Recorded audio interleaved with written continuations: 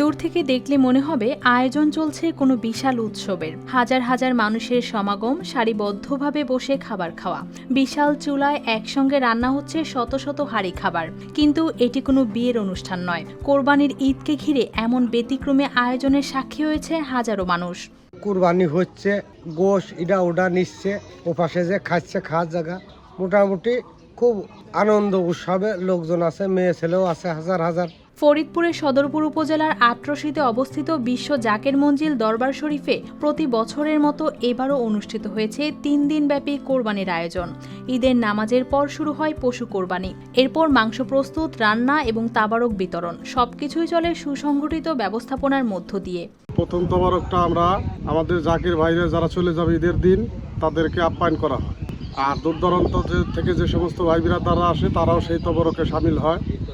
আর যে তবরকটা থাকে রান্নার পরের যে তবরকটা থাকে সেটা আমরা মানুষের মাঝে বিলি করে দিই। দরবার কর্তৃপক্ষ জানায় 10, 11 ও 12 জিলহজ উপলক্ষে আয়োজিত এই কর্মসূচিতে প্রায় 1000 গরু ও ছাগল কোরবানি করা হয়েছে। দেশ বিদেশ থেকে আসা ভক্ত ও জাকেরানরা নিজেদের কোরবানি ও নজরানার পশু নিয়ে অংশ নেন এতে। সেই সকাল 10টা থেকে শুরু হয়েছে, শত শত পশুর কোরবানি চলমান আছে। শুধু একদিন নয়, 10, 11, 12 3 দিনেই চলছে। আপনি যেখানে যান দেখবেন হয়তোবা 10 তারিখ কোরবানি সবচেয়ে বেশি হয়, 11 তারিখ কমে যায়, 12 তারিখ খুঁজে পাওয়া যায় না, কিন্তু এখানে 3 দিন সমান তালে ঈদ উদযাপন হচ্ছে।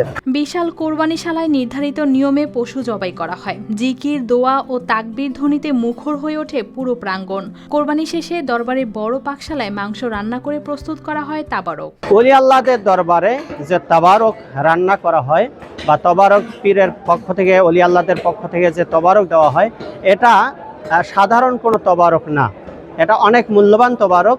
এই তবারক যিনি যে নিয়তে খান তার এই নিয়ত আল্লাহ রাব্বুল আলামিন পূরণ করে দেন আল্লাহর ওলির উসিলায়। দরবার কর্তৃপক্ষ বলছে এটি শুধু কোরবানির আয়োজন নয়, বরং ইবাদত, মানব সেবা এবং ভক্তদের মিলন মেলার একটি অংশ। স্বেচ্ছাসেবকদের সহযোগিতায় প্রতি বছরই এ কর্মসূচি সম্পন্ন হয়। আসলে সত্যি আল্লাহর ওলির যে ফয়েজ, যে দোয়া আল্লাহর দরবারে কবুল হয়, সেটা সত্যায়ন আমরা এখানে দেখতে পাচ্ছি। খাজা বাবা ফরিদপুরি কুদ্দিসা সিরুল আজিজ উনি দোয়া করেছিলেন এই আটরশি পাক দরবারে যেন সবচেয়ে বড় ঈদ জামাত এবং ঈদের অনুষ্ঠান অনুষ্ঠিত হয়। ধর্মীয় চিন্তা, শৃঙ্খলাপূর্ণ ব্যবস্থাপনা এবং বিপুল মানুষের অংশগ্রহণে আটরশির এই আয়োজন পরিচিতি পেয়েছে ঈদের অন্যতম বড় ধর্মীয় সমাবেশ হিসেবে। News desk, RTV।